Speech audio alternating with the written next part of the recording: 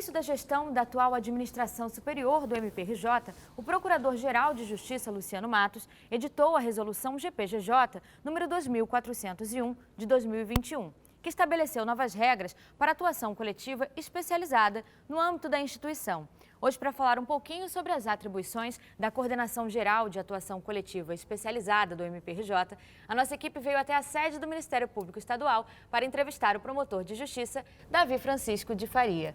Olá, doutor, seja muito bem-vindo ao MP Cidadão. Olá, Juliana, é um prazer estar aqui no MP Cidadão. Espero contribuir respondendo às questões que vocês vão formular aqui, diretamente ligada à atuação coletiva especializada. Doutor, e o que é atuação coletiva especializada?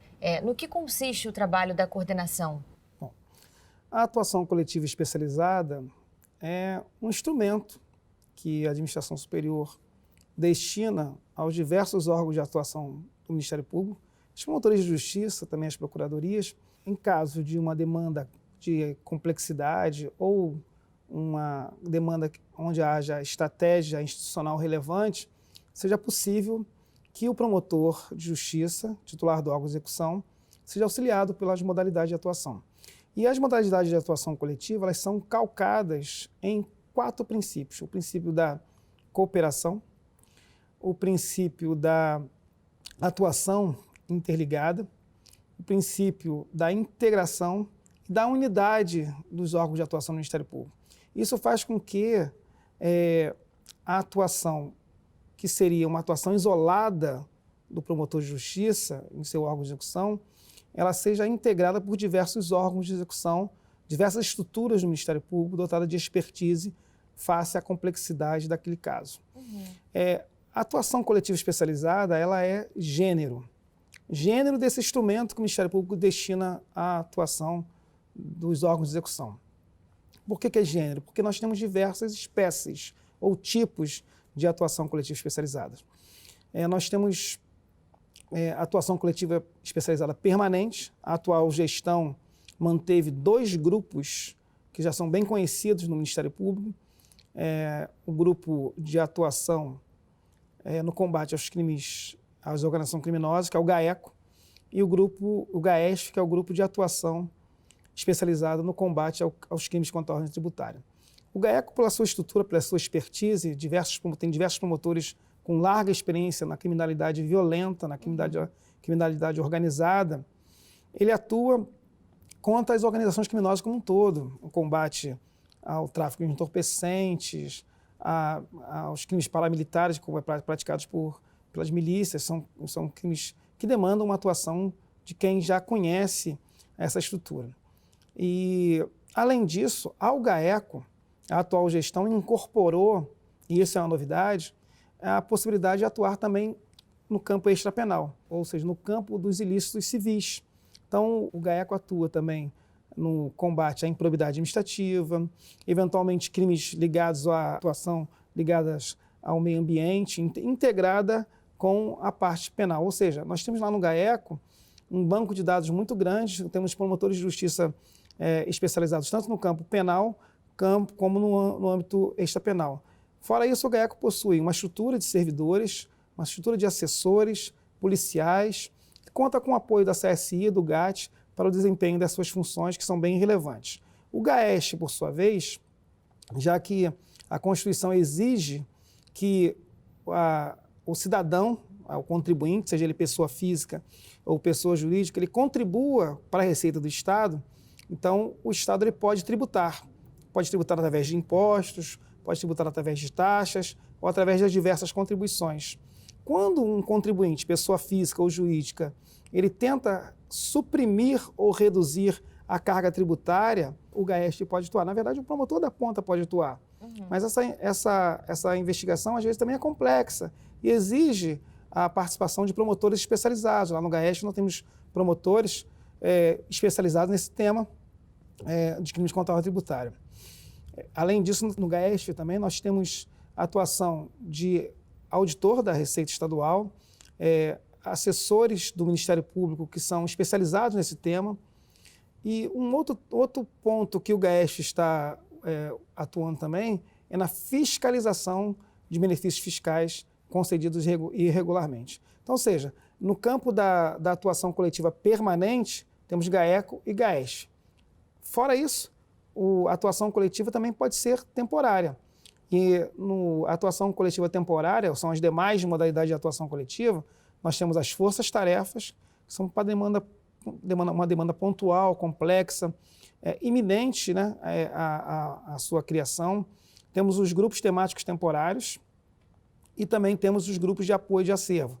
Recentemente, nós tivemos um grupo de apoio de acervo no que se referia à possibilidade de prescrição, impedir a possibilidade de prescrição de ilícitos contra a administração pública praticado por agentes públicos. Já o trabalho da coordenação, a coordenação não é órgão de execução.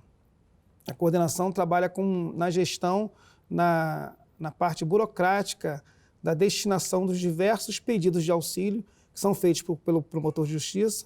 O promotor de justiça solicita o auxílio da modalidade de atuação coletiva, o procurador delegou à coordenação a tarefa de deferir ou indeferir o pedido de auxílio e verifica ali quais são as metas que estão sendo cumpridas, visando que o Ministério Público possa ter uma atuação mais efetiva no que se refere a essa complexidade que a atuação coletiva justifica.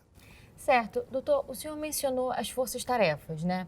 O que seriam as forças-tarefas e de que forma elas contribuem para o fortalecimento do MPRJ? Então, diferentemente dos grupos permanentes, que são aquelas demandas que estão sempre ocorrendo, né? A criminalidade organizada, a questão da corrupção dos agentes públicos, que são destinadas para os grupos permanentes, GAECO e GAESF, as forças-tarefas são criadas, foram pensadas para demandas pontuais, onde a complexidade exige a interligação de diversos órgãos também.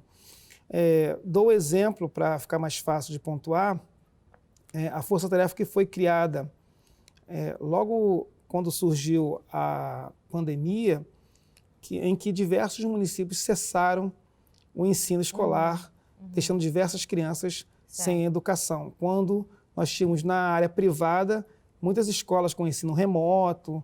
Então, a Procuradoria, por iniciativa do CAU Educação, ela pensou nessa modalidade de força-tarefa, que foi bem exitosa no que se refere a demandar o município e o Estado para que eles pudessem voltar à aula de modo remoto para as diversas crianças. E, recentemente, nós também tivemos uma situação muito complexa, muito difícil de investigar, mas que nós estamos atuando, que foi as mortes lá na comunidade do Jacarezinho. Foi o promotor de justiça titular da investigação, solicitou o apoio da Procuradoria, foi criada uma estrutura com diversos promotores, para atender aquela demanda voltada à investigação daquelas mortes. Então, isso é importante para o Ministério Público, porque uma vez que a gente integra diversos promotores, diversos órgãos naquela investigação, seja ela civil, como foi a da educação, seja ela criminal, a possibilidade de eficácia e de resultados é muito maior. A importância da força-tarefa para a atuação do Ministério Público é que demanda pontual, demanda específica, vai ser solvida pela atual gestão, desde que seja solicitada pelo promotor de justiça. O procurador-geral não pode atuar de ofício criando uma força-tarefa, porque a investigação é do promotor titular do órgão de execução. Quando ele solicita, a gestão vai conferir a ele esse instrumento de atuação coletiva capaz de possibilitar a solução desse caso. Doutor, e como é feita a coordenação dos trabalhos das forças-tarefas e como são organizados em relação às diretrizes da administração superior?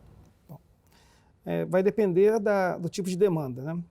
Mas, em regra, no ato de criação da força-tarefa, o procurador-geral designa os integrantes da força-tarefa, que são membros do Ministério Público, procuradores ou promotores de justiça, e, entre eles, ele designa um coordenador.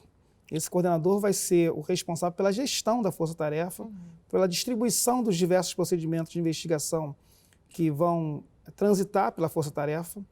Vou dar um exemplo. A força-tarefa da educação, que foi essa da retomada das aulas, diversos promotores de justiça espalhados pelos inúmeros municípios do Rio de Janeiro solicitaram a atuação da força-tarefa. A coordenadora da época distribuiu entre os integrantes aqueles procedimentos ali e deles cobrava qual era a atuação que seria feita. Atualmente, na Força Tarefa do Jacarezinho, mesma coisa. Foram instaurados diversos procedimentos de investigação por locais de crime e o coordenador da Força Tarefa designa entre os membros qual vai ficar responsável pela investigação. Voltar só a falar uma coisa genérica sobre as modalidades, todas as modalidades de atuação coletiva especializadas. Em regra, as modalidades de atuação coletiva especializada são criadas para atuar na investigação. A investigação é feita por procedimento administrativo, penal ou extrapenal, que, se for no âmbito do Ministério Público, o Ministério Público é o presidente daquela investigação. Apenas em caráter excepcional é que essas modalidades de atuação coletiva vão atuar na fase judicial, seja quando há uma medida cautelar, uma quebra de sigilo telefônico, uma busca e apreensão, ou então quando for proposta a ação, seja ação civil, de improbidade, por exemplo, ou então ação penal. Mas, em regra, a atuação das forças-tarefa, das modalidades de atuação coletiva, de modo geral, são para a fase de investigação. Perfeito, doutor. Vou ter que chamar um rápido intervalo. Ah, tá bom. E você que está em casa, não saia daí. O MP Cidadão volta já.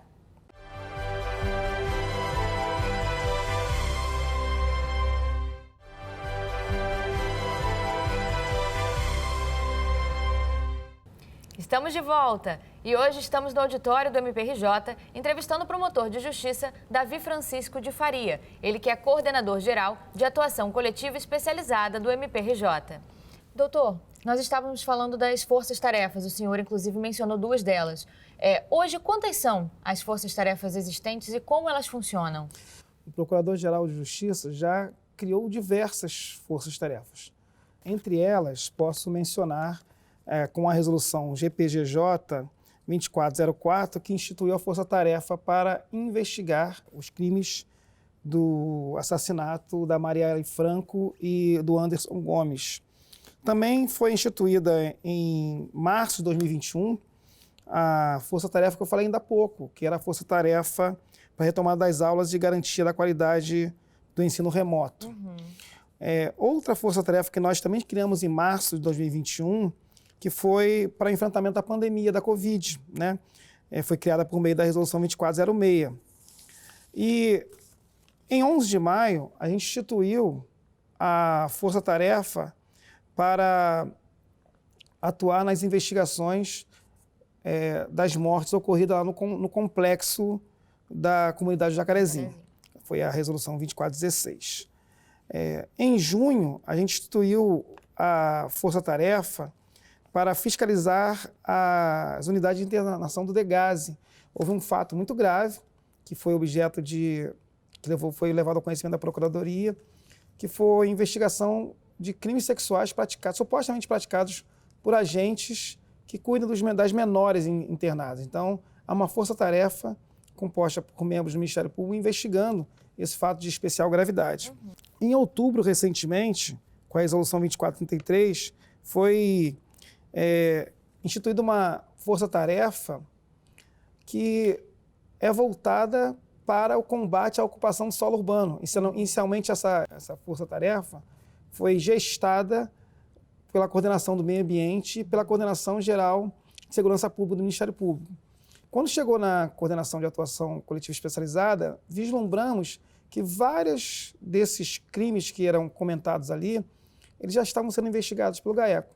Então, o GAECO foi trazido para dentro dessa possibilidade de força-tarefa e hoje a força-tarefa ocupação irregular do solo urbano faz parte de uma modalidade de atuação dentro do GAECO. E, por fim, recentemente, aqui no Rio de Janeiro teve o leilão, onde parte da SEDAI foi entregue à iniciativa privada. Então, também a Coordenação do Meio Ambiente, ela formulou a proposta de criação de uma modalidade de envolvimento na área do saneamento. Quando a Coordenação Geral de Atuação Coletiva foi chamada para vislumbrar essa possibilidade, a gente vislumbrou dois eixos de atuação.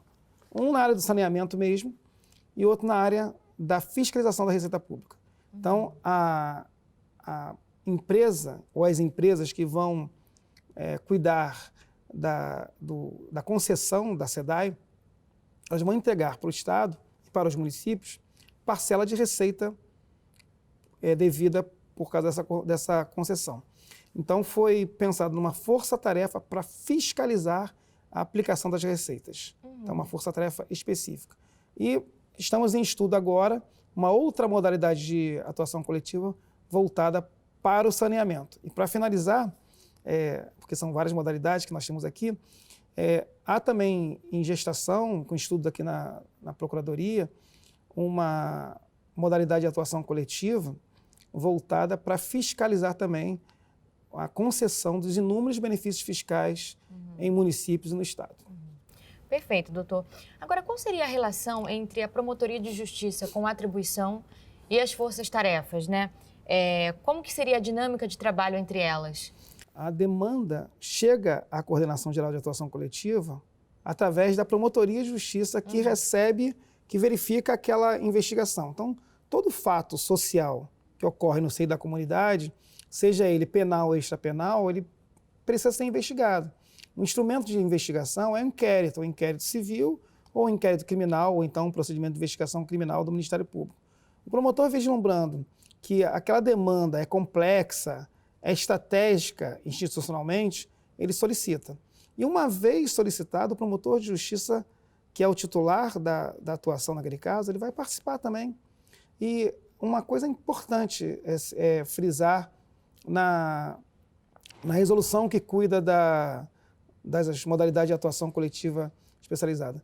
Se o membro do Ministério Público vislumbrar que não há mais necessidade da atuação da força-tarefa ou de qualquer modalidade de atuação coletiva, ele pode solicitar a cessação daquele auxílio, já que todas as modalidades de atuação coletiva, seja elas permanentes, GAECO, GAESH ou as outras modalidades temporárias, elas são auxílio consentido ao promotor de justiça.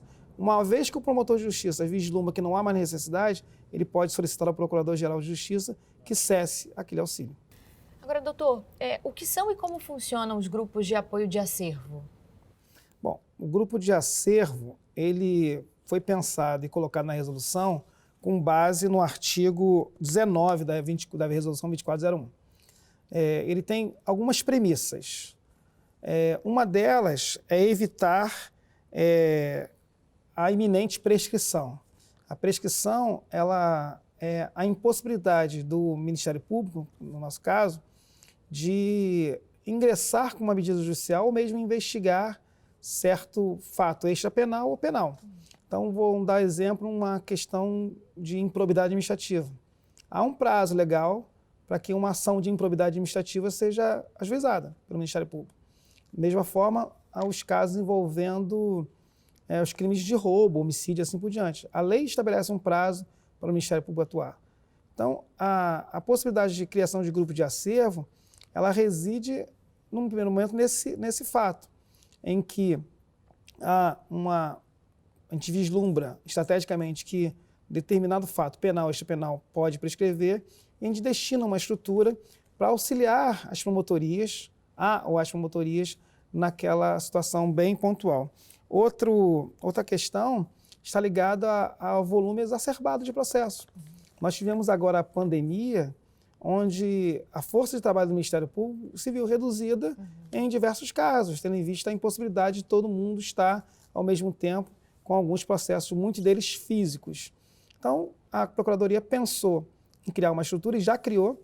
Nós criamos 2 grupos de acervos já.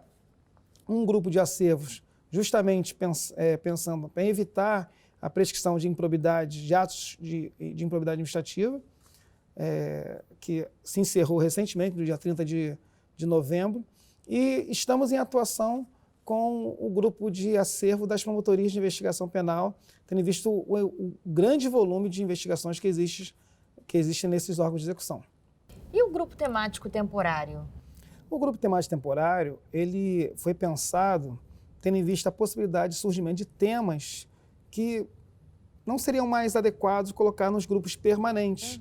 Então, temas episódicos, ainda que reiterados, mas que exigem um pensamento institucional, estrategicamente falando. A grande diferença do grupo temático para as forças-tarefas que nas forças-tarefas o promotor com atribuição tem que participar. No grupo temático é facultativo.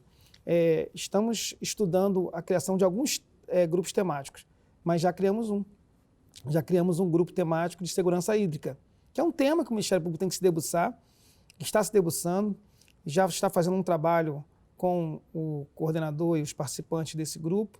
Tem toda uma estrutura voltada, então o Procurador-Geral designa o coordenador, os integrantes. Ele é um grupo temporário, como o nome já diz, é um grupo temático temporário, é um tema estratégico do Ministério Público, segurança hídrica, como também o saneamento, que estamos estudando a possibilidade de criar. E com isso, o Ministério Público estabelece um prazo para aquele grupo faça o seu trabalho. E depois disso, as promotorias que quiserem encaminhar procedimentos daquele tema ao grupo temático, o grupo temático pode atuar tanto na fase de investigação ou excepcionalmente na fase judicial. E ao final do prazo de criação do grupo, os processos retomam para a sua promotoria já com um planejamento estratégico mais bem definido. Ou seja, todas as modalidades de atuação coletiva do Ministério Público hoje, elas são focadas para auxiliar o promotor da ponta. E só para finalizar, nós temos recebido dos diversos grupos, tanto do GAE como do GAESF, resultados bem promissores, né? Diversas ações já foram propostas, diversas operações foram colocadas em prática, diversos bens foram arrecadados e disponibilizados pela atuação do Ministério Público, mais de R$1 bilhão, que é uma soma expressiva no campo da investigação penal, bem como da investigação dos crimes contra a ordem tributária. Ou seja, isso é a prova que o Ministério Público está atuando de forma célere e de forma eficaz, e isso só tem um objetivo, trazer a prestação do serviço em prol da coletividade. Por fim, Juliana, não poderia deixar de citar um outro grupo de atuação que existe no Ministério Público, que está fazendo um trabalho primoroso, que é o grupo temático temporário, criado em virtude da DPF 635, que tramita no Supremo Tribunal Federal, e que tem feito um trabalho bem interessante no que se refere à letalidade policial. O ministro Fachin, ele fixou diversas premissas para que as operações policiais fossem realizadas no âmbito do Rio de Janeiro. E o GTT tem feito um trabalho de monitoramento dessa atuação policial. Criou aqui no Ministério Público uma central, um plantão 24 horas para receber da comunidade informações sobre eventual descumprimento ou questões ligadas à ofensa aos direitos humanos. E também está fazendo um trabalho de parceria e fiscalização com as polícias no que se refere à utilização de protocolos para determinada atuação policial. Ou seja, essa gama de atuação coletiva que o Ministério Público tem, ela se espraia por diversos setores. Setor civil, setor penal, e faz com que o Ministério Público tenha essa característica marcante que eu falei do início, né? Que é a cooperação, a atividade integrada e a questão da unidade dos órgãos de execução possam ser utilizados em prol do Ministério Público e da sociedade. Doutor, infelizmente a nossa entrevista está chegando ao fim. Eu aproveito para agradecer novamente a participação do senhor no nosso programa. Eu que agradeço a você, Juliana, ao MP Cidadão, em nome da Coordenação Geral de Atuação Coletiva Especializada do Ministério Público do Rio de Janeiro. Estou à disposição, caso tenha eventual necessidade de novos esclarecimentos. E nós ficamos por aqui. Se você quiser rever este ou outro programa, acesse o canal MPRJ Oficial no YouTube. E não deixe de nos seguir nas nossas redes sociais e de escutar o nosso podcast nas plataformas Deezer, Spotify e iTunes. Nos vemos no domingo que vem. Até lá!